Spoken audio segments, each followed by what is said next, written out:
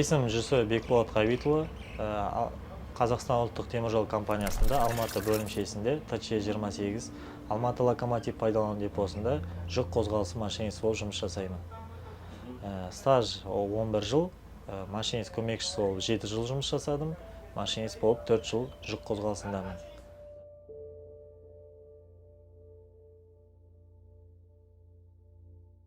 Ең алғашқы рет 2010 жылы Алматы қаласына Мұхамеджан Тынышпаев атындағы Қазақ көлік коммуникациялары академиясына көлік техникасы және технологиялар мамандығы ішіндегі магистральды тепловоздар мамандығына түсіп, 2014 жылы сол оқу орнын бітірдім. Одан кейін ТД-27 Сарыөзек айналым депосына жұмысқа тұрдым. Сол жақта дублер болдым, машинист көмекшісі болып жұмыс атқардым. Сосын Алматы локомотив пайдалану депосына ауыстым. 7 жыл көмекші болдым. Одан кейін бізде мамандандырылған оқытатын жерлер бар. Машинисттің правасына бізде ол Астана, Павлодар, Қарағанды, Ақтөбе қалаларында орналасқан. Сол жерде 6 ай оқып, емтихан тапсырып, машинисттің куәлігін алдым.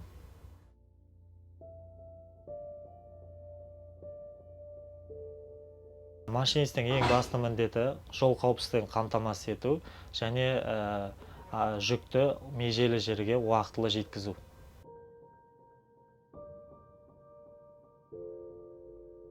Пойызды жүргізу кезінде бізге үлкен жауапкершілік артылады.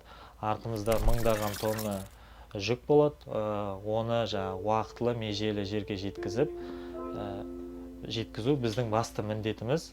Және жолда бізде көптеген кедергілер кездесіп қалуы мүмкін. Жануарлар, адамдар шығып қалуы мүмкін. Соның бәріне қырағылы қарап, мұқият отыру керекпіз.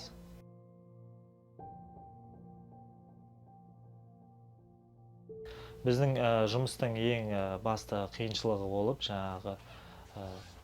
түнгі жұмыс уақытында қиыншылық кездеседі.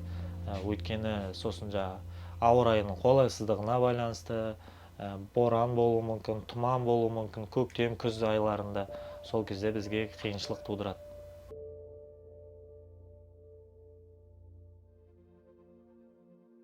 Қауіпсіздік шаралар дегенде біз әр кезде локомотивті қабылдаған кезде бізде толық тексеріп алу керек. Біз оның радио байланысы бар, тежегіштері бар, басқа да бізде құрылғылар бар. Соның бәрін мұқият қарау керекпіз.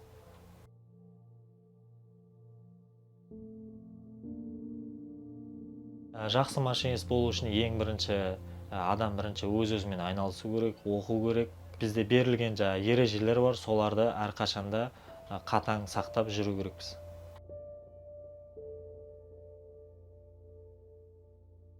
Машинист мамандығы маған ұнайтын себебі, ол жерде сен мыңдаған тонна жүкті бір адам жүргізеді, және оны сен межелі жерге уақытылы жеткізу керекпіз. Халық пен үкіметтің арасындағы біз экономикалық байланыс деп сезінем.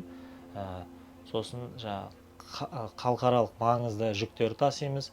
Қазақстан өзіміздің мемлекетіміздің дамуына бірден бір үлесімізді қосып жатырмыз деп ойлаймын.